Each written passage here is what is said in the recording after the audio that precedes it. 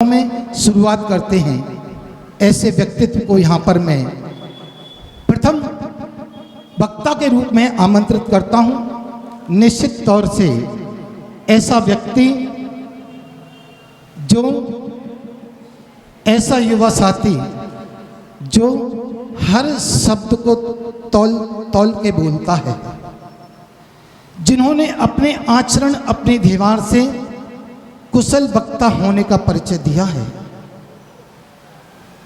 काम की बात करते हैं, लेकिन जब करते हैं तो काम की बात करते हैं, नहीं तो कम बोलते हैं। गुरु आशीष से 15 अगस्त का कार्यक्रम के सूत्रधार की भूमिका ऐसे युवा साथी ने सफलता की चरम सीमा तक पहुंचाई थी। ऐसे भाई, ऐसा युवा साथी मैं अभिजीत गोयल को यहाँ पर आज के विचार प्रस्तुत करने के लिए आमंत्रित करता हूँ। वे आएँ और पूज्य गुरुदेव के पावन चरणों में इस सदन में अपनी भावनाएं प्रस्तुत करें। पूज्य गुरुदेव के चरणों में बारंबार नमोस्तु। चूंकि टॉपिक आज का बिल्कुल अलग है, सफल जीवन के रास्ते, समय मुझे निश्चित कर अंकित भाई ने दिया था कि 5 से 7 मिनट में आपको अपनी बात सार के रूप में प्रस्तुत करना है। एक छोटा सा टॉपिक हम लोगों ने एक लय में तैयार किया था, पूज्य गुरुदेव से आशीर्वाद लेकर कि हम शायद आज बहुत कम लोग वह सौभाग्यशाली हैं जो शायद आज इस कार्यक्रम में यहाँ उपस्थित हैं। अंकित भाई ने मुझे टॉपिक दिया था कि कैरियर में केवल आर्थिक उन्नति ही सफलता नहीं है। ऐसा टॉपिक उन्होंने मुझे चुनकर दिया कि सिर्फ कैरियर को आप आर्थिक उन्नति से जोड़कर अपने जीवन को सफल ना माने। मैं अपनी बात जिज्ञासा से चालू करना चाहता हूँ। जिज्ञासा एक ऐसा शब्द जो आपके अंदर यदि पैदा होती है तो आप अपने जीवन के बारे में कुछ सोचने का विचार करते हैं। यदि जिज्ञासा नहीं है तो आप अपने जीवन में एक निरंतर बहती हुई धारा के हिसाब से चलते चले जाते हैं। बहुत से स्कूल्स ऐसे होते हैं जहाँ जब बच्चे जाते हैं और बच्चों के पेरेंट्स जाते हैं तो पेरेंट कहते हैं आपका बच्चा बहुत सीधा है, ये बोलता ही नहीं है क्लास में। अरे भैया, मैं कहता हूँ कि इस बच्चे का इलाज कराओ, क्योंकि यदि वो बोलता नहीं है, यदि उसके मन में कोई जिज्ञासा नहीं है तो उसमें सीखने की कोई ललक नहीं है।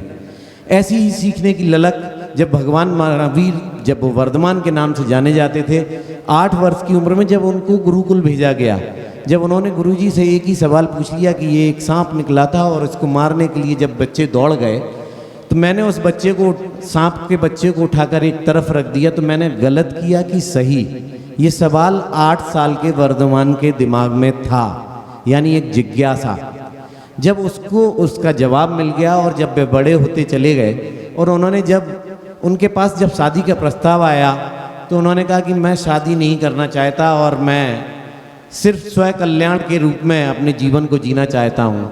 लेकिन उनके ऊपर उस समय कुछ बंदिशें लगा दी गई, लेकिन वो बंदिशें ज़्यादा दिन नहीं चली और उन्होंने अपने बड़े भाई नंदीवर्धन से जिज्ञासा के तहत ही ये कह डाला कि आप खुद मेरे साथ 2 दिन नंदन कानन वन में चलो और चलकर देखो कि वाकई में जीवन क्या ऐसे जिया जाता है या जो जीवन मैं जीना चाहता हूँ ऐसे जिया जाता है। ये बात हुई जिज्ञासा की। ऐसी कई जिज्ञासाएं युवाओं के मन में होती हैं। युवाओं के साथ में मैं थोड़ा सा डिफरेंट हो जाऊंगा, क्योंकि यहाँ बड़े भी बैठे हैं, पेरेंट्स भी बैठे हैं, तो मैं साथ में अब आपको भी लेकर चलूँगा उसमें कि जब जिज्ञासा होती है कि हमारा बच्चा या युवा जब अपना कैरियर बनाना चाहता है और जब वो कैरियर की बात करता है तो वो सोचता है कि मुझे कहाँ इन्वेस्ट करना है, मुझे शिक्षा में अपना अनुदान देना है या व्यापार में देना है या स्टॉक मार्केट में जाना है, यानी शेयर्स खेलना है, म्यूचुअल फंड्स में पैसा लगाना है, कमोडिटी का व्यापार जो गुना में सबसे ज़्यादा चलता है, गल्ले का। तो उसके मन में बहुत सारे विचार होते हैं और वो इन विचारों को करते करते अपने माता पिता से बात करता है और उन विचारों के तहत वो अपने कैरियर के निर्माण को चला जाता है। कैरियर 2 तरीके की बात कैरियर शब्द के साथ में आती है। कैरियर का मतलब होता है, शुद्ध हिंदी में यदि हम बात करें तो ले जाना। तो कैरियर में वो क्या ले जाता है? वह केवल अपना व्यावसायिक दृष्टिकोण कैरियर में ले जाता है, यानी वहाँ उसके सफलता के मायने होते हैं, उसको एक अच्छी सी सैलरी या अच्छी सी व्यापार में मुनाफा जो उसके कैरियर के लिए सफलता का सूतक होती है कि ये सफलता का पैमाना है जो उसने कैरियर में हासिल किया है। बड़े गर्व से हम कहते हैं मेरा बेटा पूना में है, उसकी तनख्वाह 1 लाख रुपया महीना है, 80,000 रुपया महीना है। उनके सफलता के मायने हैं कैरियर में आर्थिक उज्ज्वलता। लेकिन जब हम बात करते हैं क्या केवल आर्थिक उज्ज्वलता या आर्थिक सुदृढ़ता ही आपकी कैरियर है, तो शायद हम गलत कर रहे हैं। और यहीं से वह टॉपिक या वह बात चालू होती है जिस पर मैं और अंकित भाई डिस्कशन कर रहे थे। वहाँ तक पहुँच जाए जहाँ तक महाराज श्री चाहते हैं तो ये बात जरूर पहुँचे। एक हमारे समाज की एक महिला जब महाराज जी के पास अपनी बिटिया को आशीर्वाद दिलाने ले गई और उन्होंने कहा कि इसका सिलेक्शन एक बैंक में हो गया है, तनख्वाह 20,000 है, और जब ये ज्वाइन करने पहुंची तो इसे 16,000 रुपये तनख्वाह बताई गई है और इसकी ड्यूटी रात्रिकालीन सेवा में है। तो आप सोचिए क्या ये कैरियर उचित है? क्या यह हमारे सामाजिक मापदंडों पर या हमारे पारिवारिक मापदंडों पर यह कैरियर का स्टेप उचित है? क्या हम कैरियर के एक ही क्षेत्र में जाकर अपने आप को सीमित कर लेते हैं? शायद नहीं। ऐसा कहा गया है कि हमारे अंदर भारतवर्ष की परंपरा है, आपके अंदर यूरेनियम भरा हुआ है। ऐसा कहते हैं कि आप इसको प्रज्वलित करके देखिए। शायद आज मैं एक छोटा सा एक अलग सा उदाहरण बताऊं कि हनुमान को नहीं पता था कि उसके अंदर कितनी शक्तियां हैं। क्यों नहीं पता था? क्योंकि जब उन्होंने सूरज को गेंद समझ के निगल लिया था तो ब्रह्मा ने उनसे कहा था कि आपने आज तो ये कर लिया, लेकिन आगे आप अपनी शक्ति को भूल जाओगे। और जामवंत को सिर्फ इसलिए जन्म मिला था कि वो उनकी शक्तियाँ उनको याद दिलाएगा। और आज वाकई में वही स्थिति आ गई है जब आपके लिए जामवंतों की आवश्यकता है कि वह आपको बताएं कि आपके अंदर कितनी ऊर्जा भरी हुई है। तो ऐसी कुछ बातें हैं जो कैरियर के साथ में चलती हैं। लेकिन जब हम विचारों के आकाश में कल्पनाओं के इंद्रधनुष बनाते हैं, जब विचारों के आकाश में कल्पनाओं के इंद्रधनुष बनाते हैं तो हम बहुत ऊंची उड़ान उड़ते चले जाते हैं। हम केवल यह सोच लेते हैं कि हमने जो क्षेत्र चुन लिया है वही सही है, उस क्षेत्र के अलावा हमारे लिए और कोई विकल्प नहीं। लेकिन ऐसा नहीं है। चाहे वह पेरेंट्स हो या छात्र, वह सब अलग अलग मापदंडों पर अपने आप को उतार कर देखें। कोई भी क्षेत्र ऐसा अछूता नहीं है जिसमें आप कार्य नहीं कर सकते। आपको अपने अंदर से वह ऊर्जा पैदा करना पड़ेगी कि आपके अंदर हर एक वह काबिलियत है कि आप कोई भी कार्य कर सकते हैं। मैं शायद मुद्दे से बहुत आगे निकल गया और समय कम है। बात केवल आर्थिक उन्नति की नहीं है। कैरियर में जो एक सबसे बड़ा ड्रॉबैक जिसको मैं अनुभव कर रहा हूँ मेरे मोहल्ले में, मेरी गली में और मेरे गली के आसपास की गलियों में और क्षेत्रों में, बच्चे पढ़ जाते हैं, घर से बाहर निकल जाते हैं।